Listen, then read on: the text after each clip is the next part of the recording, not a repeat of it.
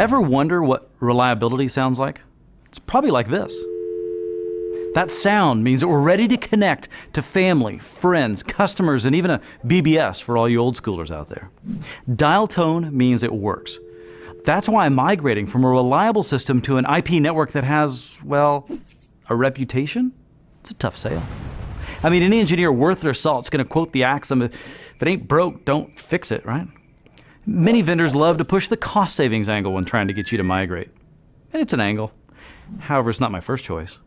So what's the real reason to migrate? How about more features, applications, and devices that are easy to deploy? Our remote sites can be deployed quickly.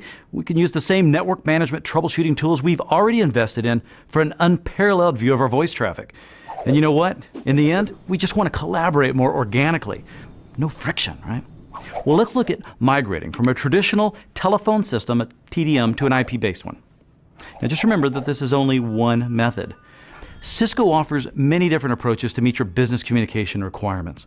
In a phased migration, we have the benefit of running both systems, making a slow cutover to minimize service disruption while your staff and users get up to speed with the new tools. On the IP side, we have our Cisco Unified Communications Manager. Most deployments will install at least 2 of these for redundancy, but we're just going to use one in the drawing here to keep it simple. The Unified CM is your processing system for up to 80,000 phones. It provides your traditional telephony features. Then it uses the power of IP, Internet Protocol, for advanced UC and collaboration capabilities like video, mobility, presence, and full-featured conferencing services. Next up is our communications infrastructure. Well, here we use the 6500E core switch, but it could be any one of our switches, or even routers with switch ports. Just lots of small office, branch office flexibility here. Our recommendation is to use a switch that supports power over Ethernet. I mean, you're already paying to power your switch ports, right? Well, today's switches not only distribute data, they're little miniature power substations that can send juice to your phones and your access points, your video cameras, even VDI desktops. Another critical piece to switch selection is the ability to classify and prioritize voice traffic. We call this quality of service. It's very important for voice traffic because the data is so small and so time sensitive. As a matter of fact, the human ear is so sensitive, it can detect breaks in communication down to 150 milliseconds. So our switch needs to be efficient. And finally, the piece that causes user envy, the phone. Well, these new IP phones are much more than hook flash or hold. Some have built-in screens for video calls or even virtual desktops to replace your old phone and PC. Imagine using your CS tablet to do all of this and carry it with you to meetings. You know what? You can do this today. The router in the middle is a special type of router called a media gateway. These are noted in designs with the letter V in the middle. Now, they can be any one of the routers we have, but in this design we use the ISR 3900 because it has a very strong DSP. The media gateway is the real superhero in this design. It does all our physical E1, T1 termination from the PBX or the PSTN when we fully cut over. It also provides that important echo cancellation into the circuit switch network. Of course, it does other functions like balancing jitter buffer and comfort noise generation, but let's move on to connecting these two networks together. The choice of which signaling protocol to use is determined by the required features and functionality needed. Right. Make sure you double check your PBX licensing agreements to see if there's a different license required to use these protocols during your transition.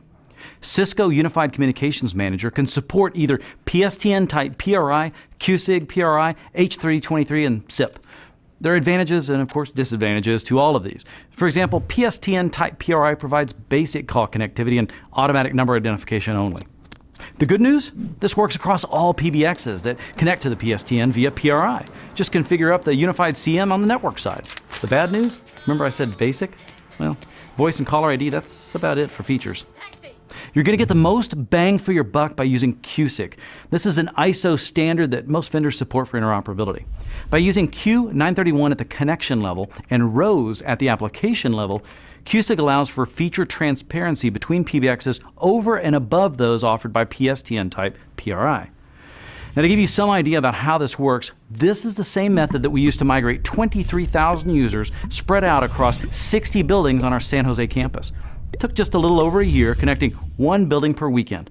The templatized cutover started on each Friday when we deleted their extensions in the old PBX and added routing extensions to the tables so that when folks dialed those same numbers, they were routed over to the new unified CM. Clean, easy, and most important, transparent to the end users. The goal was no day one business continuity issues, and we did it. Of course, the biggest key to success is careful planning. People and process are affected mightily by this migration. Here's a list you can use. Perform a business process analysis. This includes SLAs, team structures, stakeholders, how you serve your clients. Take a physical inventory and determine what legacy technologies require integration into the UC environment. Fax machines, modems for payroll, overhead pagers. Determine end user requirements.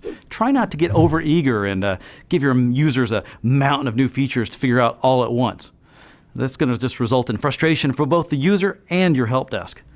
Folks are resistant to change, so start slow and let users get used to their new system. And finally, design thoughtfully.